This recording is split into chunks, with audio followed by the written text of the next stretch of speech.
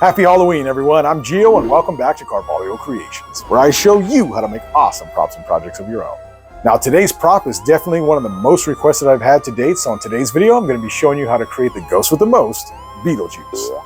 Now, this is going to be a fully loaded tutorial where I show you how to make everything from the base all the way up to the sculpture and detailed paint of this character, and everything in between. So why don't you get nice and comfortable and follow me to the other side, because we're about to go wild.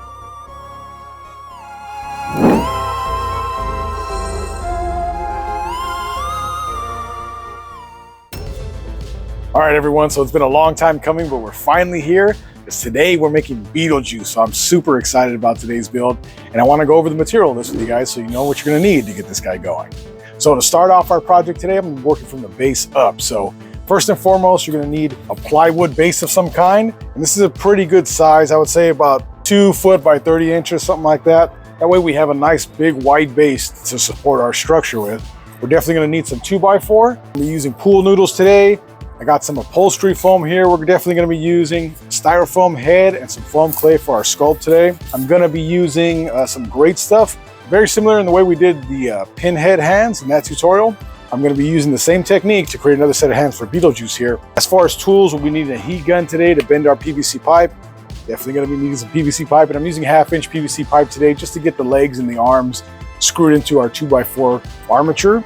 And the pose I'm going for this guy is he's going to be sitting on a tombstone and kind of lean back in that traditional pose that you see from the old movie poster. So just keep that in mind when we go about designing this character. I'm going to be needing some spray adhesive, some old boots, an old suit. You're going to be needing a glue gun and then circular saw to cut our pieces in shape. So this is going to be a really fun build. I'm super excited about this one and sharing it with you guys. Beetlejuice is one of my all-time favorite characters, so this is going to be a really cool build. So without any further ado, why don't we go ahead and go wild with it.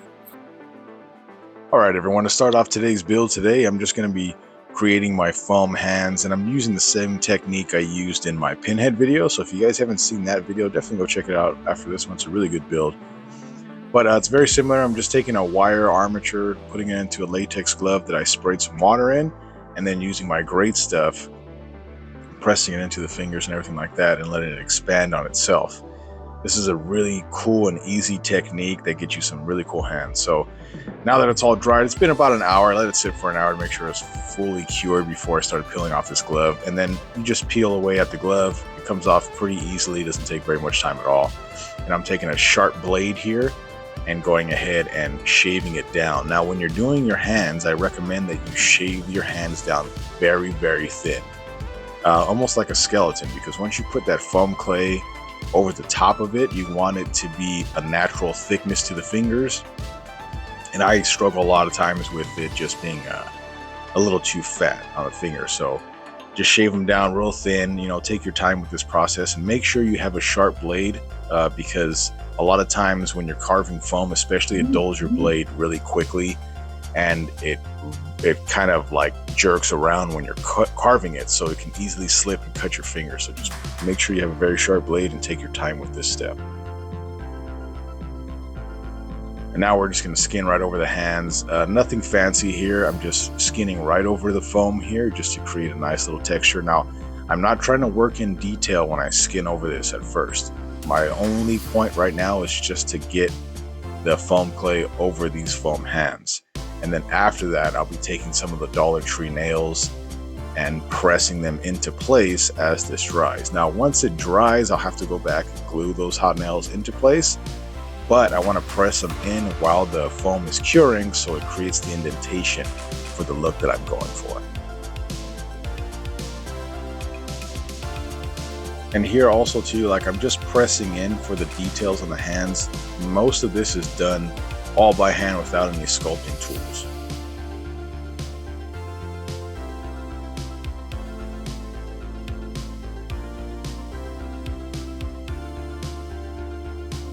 All right, everyone, before we start our sculpt today for Beetlejuice, I just wanted to show you how I prep my styrofoam head today. So I used a Dremel only to carve out the sections for the eyes here so I could set them in and they would stay in place. But everything else, well, and also the nostrils and the ears, I use my Dremel. But for the rest of it, I just used a really sharp X-Acto knife. So if you guys don't have a Dremel yourself, you can definitely use just a razor blade and it works just as well. So what I was doing here was carving out some of the features so I have a nice basis to work off of, because Beetlejuice's face is a little more slender than these styrofoam heads are. And then I wanted to create that profile with the nose here because he's got a little dip in his nose also, and then the kind of buck teeth here as well. Now, the chin is a little thin. I'm gonna have to build that up with some clay, but I did that purposely because I had to take out the section for the mouth. So I'll just add the foam here at the end.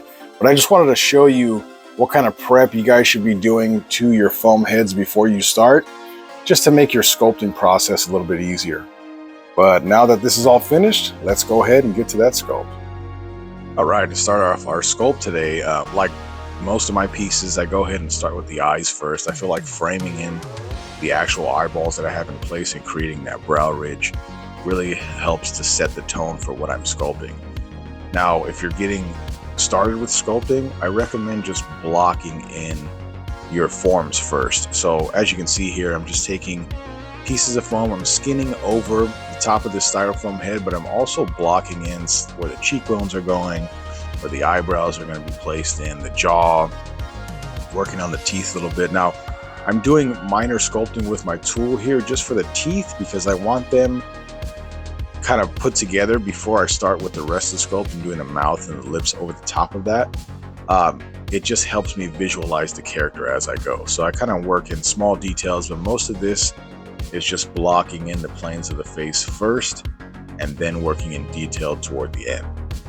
And here I'm just kind of filling in that bottom row of teeth, creating that curled, gnarled lip that he has, that classic pose that you see Beetlejuice in from a lot of still shots from the movie, from the original movie. So I'm trying to focus and copy that as much as possible.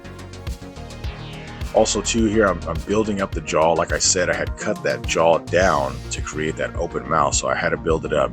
Now, with my sculpture here, it did expand a little bit and it created more of a chin than I wanted, but for the overall result, I think it came out pretty cool.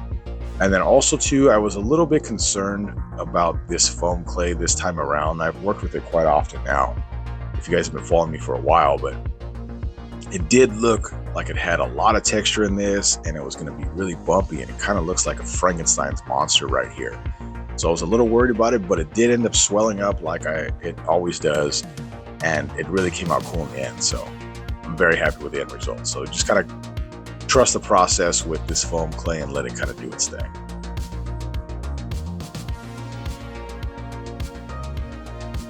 So for this step here, I'm just starting to punch in some of that detail. And what's just cool about this is the detail that I carved in stayed at the end for the end result, but all the other bumpy material that you see here kind of smoothed itself out. So it worked out really well. Also, I did take a little bit of like a damp sponge and kind of rub it over the entire sculpture when I was finished to help it cure completely and smooth itself out.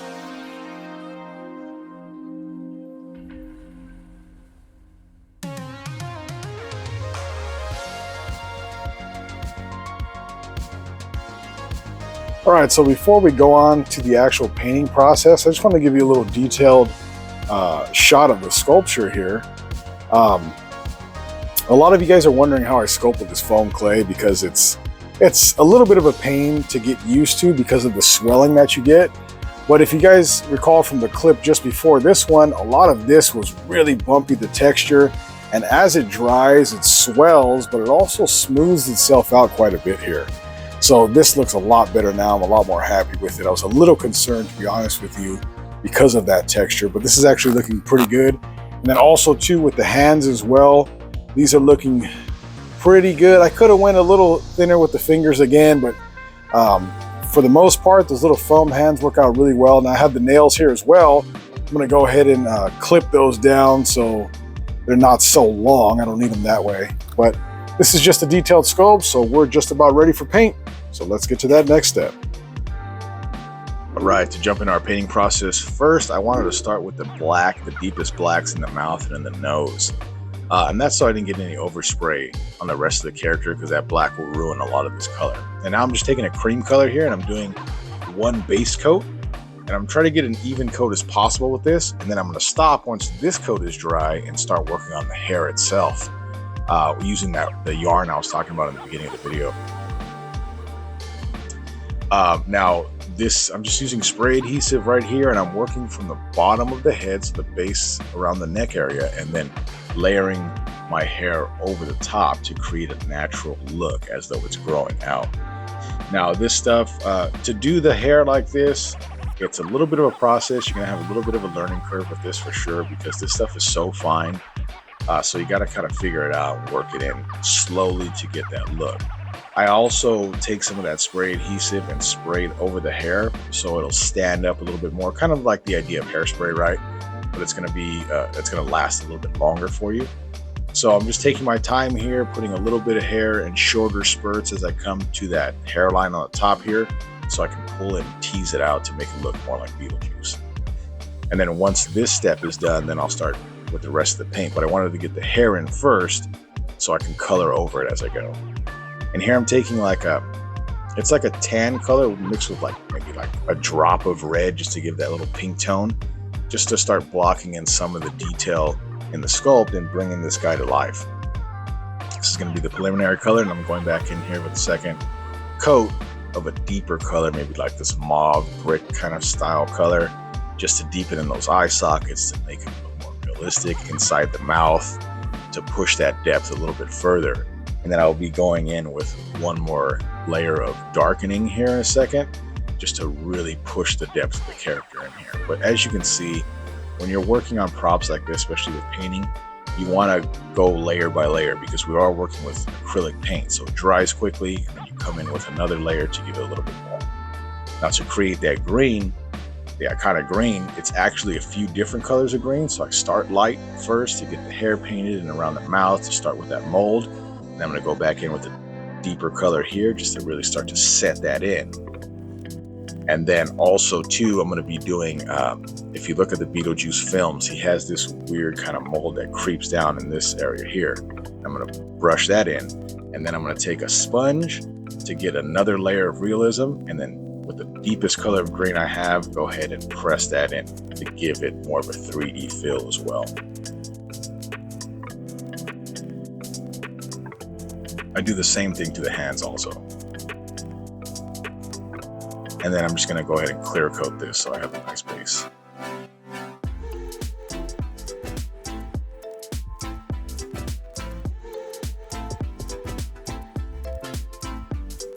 Okay, so to get started with the suit itself, I didn't have a Beetlejuice costume. I had to use what I had on hand. I wasn't about to go out and spend 60 bucks on another costume, so I took an old suit I had. I'm just giving it a nice base coat of black spray paint right over the top. I do front and back, just to start with this. Now, if you have the costume, or if you have the budget to go get the costume, do that. It'll save you a lot of hassle, because this was a lot of extra work. And then I just taped off the stripes that you see in the costume here with some painter's tape, and then use my spray gun just to give it a nice coat of white. And then I'll be removing the tape here in a second so you can see. Now, the material did soak up a lot of this, the paint, so it ends up turning gray. So I end up going back over it a little later on in the video with more white to push that white color again. But this worked out really well. He ends up looking really cool anyway. So if you have an old suit and you don't want to buy another one, or you don't have a budget, you can definitely do what I'm doing here.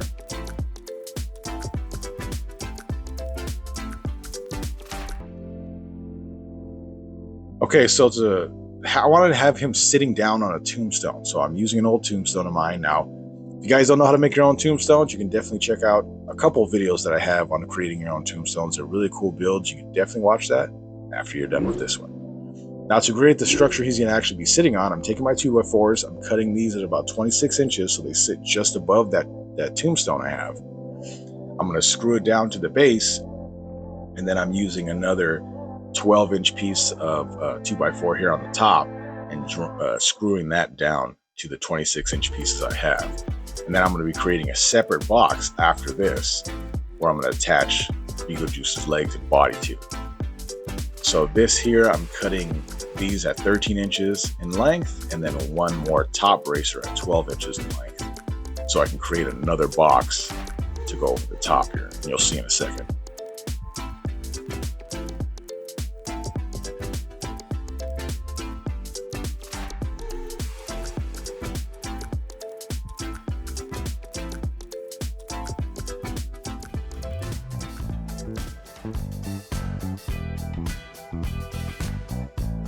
Okay, and to cut my legs, I cut them at about 43 inches in length because I want my leg to be about 36 inches, but I needed an extra 7 inches of length so I can bend it to create the feet that'll go in the shoes. Now here I'm just taking my PVC and screwing it to the base of this box, and then I'll be taking that box and screwing it to the base of the structure we're working on earlier here. Now I had to put the pants on first before I screw everything down, so I can have the pants sitting up underneath that wood structure here. So now we're going back to our heat gun technique where I'm bending in the feet area here. Now I can't stress how important this step is when you're doing your heat gunning and you're bending your PVC pipe, because the pose of the character is really going to sell the character. You can have the greatest sculpt in the world and do all this detailed paint and make it look great, but if you're not getting the pose and nailing the pose correctly, your character is just not going to look right. So when you're making your props here, just take your time, really start looking at reference pictures, look in the mirror and try to figure out on yourself how you want it to look and mimic that as much as possible. Now here I'm just starting to bulk out my character. I'm taking my pool noodles, and then I'll be taking my spray adhesive and my upholstery foam here and wrapping around the thighs, the knees, and the calves just to create that size I need. And then I'll be pulling the pants right over that.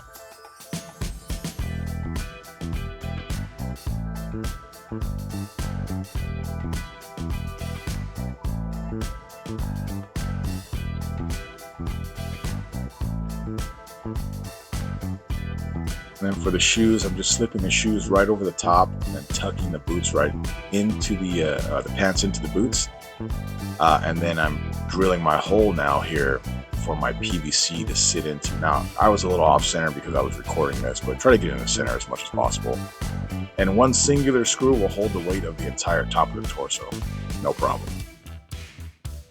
Here I'm just using a little bit of PVC glue, creating my shoulders. Now I made my character a little wider. Those pieces that come out for the shoulders are at about 8 or 9 inches. And for Beetlejuice, he's a little more slender than that, so you can actually bring him in a little bit more. Now that I have everything attached for the torso, I want to put on my clothes now before I start bending the PVC in place, just so I can fit that shirt on there. Otherwise, it'll be too tight and you'll end up tearing the material. So again, I'm just bulking out the shoulders and the arms of this character a little bit so he looks more realistic. And then we're going to be getting to some chicken wire here in a second. So just cut my chicken wire. It's not screwed in or anything. I just pressed some of the chicken wire into the pool noodle to hold it in place, and then I'm tying it to itself. Now this is a really easy way to get yourself a lightweight form that's going to hold its shape. And I'm going to go back over this with upholstery foam as well, just to thicken this out a little bit and to create a barrier in between the actual chicken wire and my material so you don't see that metal mesh underneath. This is a little bit tricky to do when you're building up the character with the clothes on. It's kind of a pain, but it's the best way to do it to get the clothes already set in motion for you. And here I'm just kind of bending those arms in place. Now, I cut my arms at about 18 inches. But I could have gone a little bit longer, I think. They were a little bit short for me. And then here I'm taping the hands to the actual PVC, and then I also spray expanding foam. All right, everyone. So now that we got our Beetlejuice pretty much all put together, the body's done, the face looks good, I took a step back like I do with a lot of my projects just to see the overall look of it. And although I like the direction it's going in, I don't feel like it's done yet. So I want to do a couple more things just to tidy everything up and make him look really cool and put his whole costume together. One thing for sure, I'm going to go back with some more white paint and fill some of this because this is way too gray. It's soaked into the material and that white color's gone now. So I'm going to go back in, touch a little bit of that up. I also want to bring some of this molding down into the costume itself here. And this suit is definitely oversized as one of my old suits, actually the one I got married in. So I want to pull that in tight because Beetlejuice is a lot smaller than I was. So I want to make sure I do that just to make him look more like the character. And I might even go back in, open up some of this chest cavity a little bit and bend the pose a little bit more so it looks more natural and to really create that iconic character. Why don't we go ahead and get to that next step?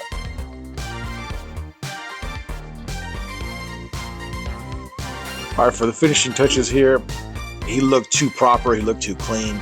So I'm basically just gonna go ahead and unbutton that top shirt, unbutton his jacket a little bit.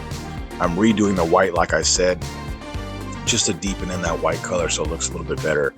And then I'm going to be cutting open that chest cavity here in a second with some tin snips, and then using my heat gun to bend that PVC pipe so he's a little more hunched over. And I'll be doing the same thing to the neck. You know, it's always important to go back with your characters. And if they need to be tweaked, don't be afraid to tweak them. Even if you did some work and you're going to have to do a little bit of extra work to get it, you want to do that because it's so much more worth it in the end when your character comes to life. But I hope you guys enjoyed today's tutorial. This was such a fun build to do. I hope you give it a try. And if you do, send me some pictures at carvoliocreations@gmail.com. But this guy's pretty much done. So until next time, happy haunting.